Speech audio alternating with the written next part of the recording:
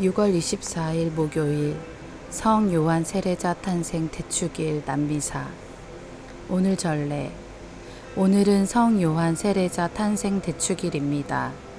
주님께서 당신 백성을 위하여 모태에서부터 당신 종으로 빚어 만드신 요한은 나는 그분의 신발끈을 풀어드리기에도 합당하지 않다라며 뒤에 오실 구원자 예수님을 알립니다. 회개의 세례를 선포한 요한을 기리며 미사에 참여합시다. 본기도.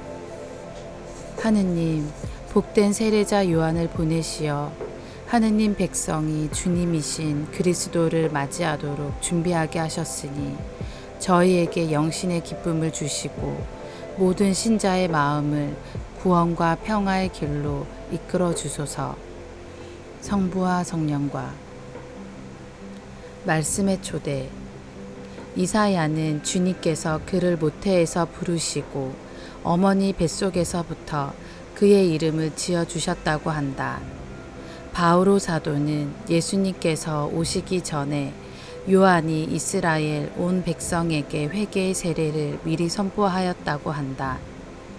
엘리사벳이 아들을 낳고 열린 할례식에서 아기 아버지 지카르야가 아기 이름을 요한이라고 하겠다고 하는 순간 지카르야는 혀가 풀려 말을 하기 시작한다.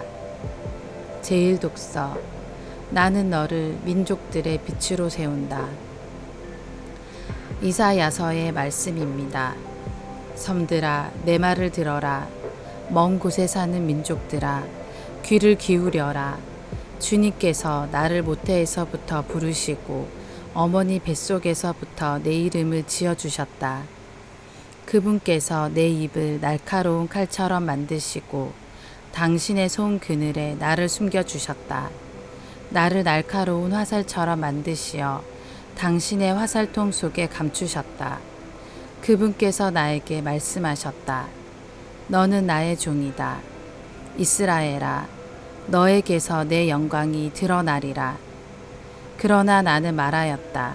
나는 쓸데없이 고생만 하였다. 허무하고 허망한 것에 내 힘을 다 써버렸다. 그러나 내 권리는 나의 주님께 있고 내 보상은 나의 하느님께 있다. 이제 주님께서 말씀하신다. 그분께서는 야곱을 당신께 돌아오게 하시고 이스라엘이 당신께 모여들게 하시려고 나를 모태에서부터 당신 종으로 빚어 만드셨다. 나는 주님의 눈에 소중하게 여겨졌고 나의 하느님께서 나의 힘이 되어주셨다.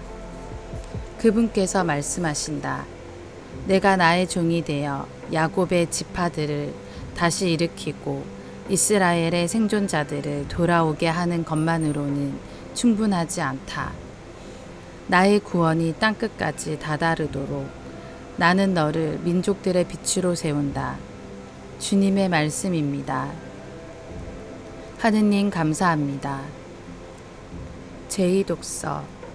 그리스도께서 오시기 전에 요한이 미리 선포하였습니다. 사도행전의 말씀입니다. 그 무렵 바오로가 말하였다. 하느님께서는 조상들에게 다윗을 임금으로 세우셨습니다.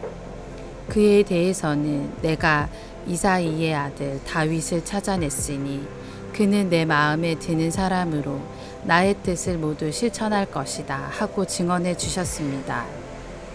이 다윗의 후손 가운데에서 하느님께서는 약속하신 대로 예수님을 구원자로 이스라엘에 보내셨습니다. 이분께서 오시기 전에 요한이 이스라엘의 온 백성에게 회개의 세례를 미리 선포하였습니다. 요한은 사명을 다 마칠 무렵 이렇게 말하였습니다. 너희는 내가 누구라고 생각하느냐? 나는 그분이 아니다. 그분께서는 내 뒤에 오시는데 나는 그분의 신발끈을 풀어 드리기에도 합당하지 않다. 형제 여러분, 아브라함의 후손 여러분, 그리고 하느님을 경외하는 여러분, 이 구원의 말씀이 바로 우리에게 파견되셨습니다. 주님의 말씀입니다. 하느님 감사합니다. 복음. 그의 이름은 요한이다. 루카가 전한 거룩한 복음입니다. 엘리사벳은 해산달이 차서 아들을 낳았다. 이웃과 친척들은 주님께서 엘리사벳에게 큰 자비를 베푸셨다는 것을 듣고 그와 함께 기뻐하였다. 8일째 되는 날 그들은 아기의 할례식에 갔다가 아버지의 이름을 따서 아기를 지카르야라고 부르려 하였다. 그러나 아기 어머니는 안 됩니다. 요한이라고 불러야 합니다. 하고 말하였다. 그들은 당신의 친척 가운데에는 그런 이름을 가진 이가 없습니다 하며 그 아버지에게 아기의 이름을 무엇이라 하겠느냐고 손짓으로 물었다. 지카르야는 글 쓰는 판을 달라고 하여 그의 이름은 요한이라고 썼다. 그러자 모두 놀라워하였다. 그때에 지카르야는 즉시 입이 열리고 혀가 풀려 말을 하기 시작하면서 하느님을 찬미하였다. 그리하여 이웃이 모두 두려움에 휩싸였다. 그리고 이 모든 일이 유다의 온 산악 지방에서 화제가 되었다. 소문을 들은 이들은 모두 그것을 마음에 새기며 이 아기가 대체 무엇이 될 것인가 하고 말하였다. 정녕 주님의 손길이 그를 보살피고 계셨던 것이다. 아기는 자라면서 정신도 굳세어졌다. 그리고 그는 이스라엘 백성 앞에 나타날 때까지 광야에서 살았다. 주님의 말씀입니다. 그리스도님 찬미합니다. 오늘의 묵상. 세례자 요한이 탄생합니다. 우여곡절을 거쳐 세상에 탄생합니다. 복음서에는 그의 탄생이 매우 놀라운 일로 묘사됩니다. 먼저 요한의 어머니 엘리사벳이 그 이유입니다. 이웃과 친척들에게 아이를 낳지 못하는 여인 엘리사벳이 출산하였다는 사실은 하느님께서 자비를 베푸셨음을 뜻하기에 매우 놀라운 일입니다. 또 다른 이유는 그의 아버지 지카르야입니다. 요한의 탄생은 가브리엘 천사를 통한 예고부터 시작됩니다. 탄생 예고 이후에 천사가 예고한 일이 일어나는 날까지 지카르야는 벙어리가 됩니다.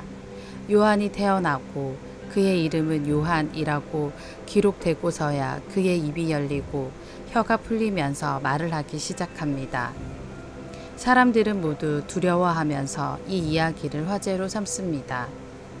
만일 이야기가 여기에서 끝나면 요한의 탄생이 놀라운 것은 그의 부모 엘리사벳과 지카르야 때문입니다. 그런데 그의 탄생이 놀라운 마지막 이유가 등장합니다. 그의 탄생과 관련된 소문과 함께 이 아기가 대체 무엇이 될 것인가 라는 질문이 던져지면서 엘리사벳도 지카르야도 아닌 요한이 특별함의 이유가 됩니다.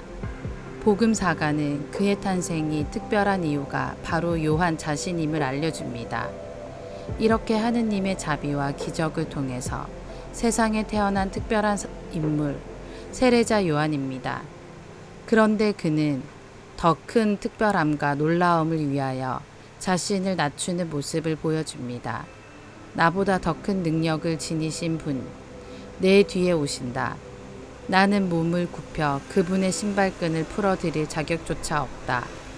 자신이 지닌 특별함에도 예수님 때문에 모든 것을 스스로 낮춘 겸손한 세례자 요한입니다. 우리도 요한만큼은 아니지만 매우 특별한 사람들입니다. 우리의 탄생도 특별하고 놀라웠습니다. 그런 우리가 예수님을 위하여 겸손하게 우리 자신을 낮추고자 노력한다면 세례자 요한을 닮아가는 한 걸음이 될 수 있을 것입니다. 아멘.